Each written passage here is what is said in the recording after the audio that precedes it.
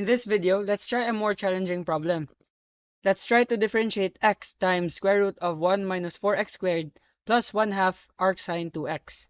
So again, let's just mention beforehand yung rules na gagamitin natin. So for the first expression, let's apply the product rule kasi dalawa to. And then para dito, let's apply yung inverse trig rule for arcsine. The derivative will be du over square root of 1 minus u squared. So ito yung gagamitin natin para dito. So para ma-simplify natin yung solution natin, isa-isahin natin to. So let's recall na yung product rule is uv prime plus vu prime. So let's treat this as our u and this one as our v. And then let's rewrite itong v natin. Magiging 1 minus 4x squared to the 1/2. So yung u prime natin is magiging 1. Again, yung u prime saka du, it's the same. And then yung dv saka v prime, it's also the same. And then let's also solve our v prime. Multiply natin to dito, magiging 1/2. Times itong 1 minus 4x squared, and then minus 1 tayo dito. 1/2 minus 1 is equal to negative 1/2. And then let's not forget to also differentiate this expression na nasa loob, because we are applying the chain rule. So 1 minus 4x squared, yung derivative niyan is negative 8x. Kasi this will become 0, and then multiply natin to dito, magiging 8. And then minus 1 dito, magiging 1. So kaya negative 8x to. And ito, magka-cancel to. This will become negative 4 na lang. And don't forget na meron pang x na matitira. And so our v prime will be negative 4x. Ito. Over, let's just move this down. So meron na tayong v prime, u, saka v. So we can already apply this one. Yung u natin is x. And then yung v prime natin is ito.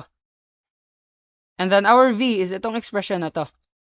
So plus square root of 1 minus 4x squared times du na 1. We can already exclude this one kasi it won't matter. So let's just distribute this one, magiging negative 4x squared divided by square root of 1 minus 4x squared plus square root of 1 minus 4x squared. Now, to simplify this one, we can find the LCD of our denominators. So ito, meron tong 1 dito. And so yung LCD ng denominator natin is square root of 1 minus 4x squared times 1. This expression divided by this one, magiging 1 times negative 4x squared. So negative 4x squared. And then this expression divided by this one, magiging square root of 1 minus 4x squared. And then multiply natin dito, magka-cancel na yung radical sign. So plus 1 minus 4x squared. Because recall na square root of x times square root of x is equal to x. Kasi magka-cancel na tong dalawang to. So we can simplify the numerator. Pwede natin tong i-join. So magiging 1 minus 8x squared. So this will be the derivative of this expression. Ito. And so now, let's find the derivative of this expression. Again, yung u natin is yung nasa loob ng arcsine, which is itong 2x. So our u is 2x, and our du will be 2. Applying this one dito, we will have du, which is 2, over square root of 1 minus, yung u natin is 2x. Now, because naka-parenthesis to, we can square 2 saka x, and then we can remove 2.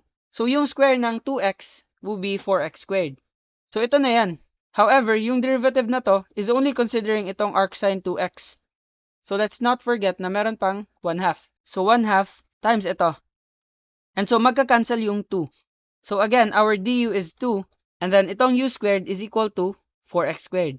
And then we copied 1/2 dito. So our resulting expression will be 1 over square root of 1 minus 4x squared.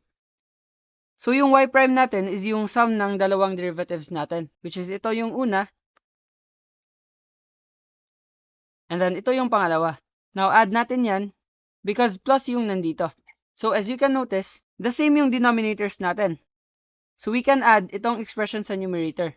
Now, 1 plus 1 is equal to 2 minus 8x squared. And then divide natin yan by square root of 1 minus 4x squared. Now, if we are to simplify this one, hindi pwedeng merong radical sign dito sa baba. So let's multiply this one by square root of 1 minus 4x squared. And then because nagmultiply tayo dito, let's also multiply yung nasa taas. So for the denominator, magka-cancel na yung radical sign.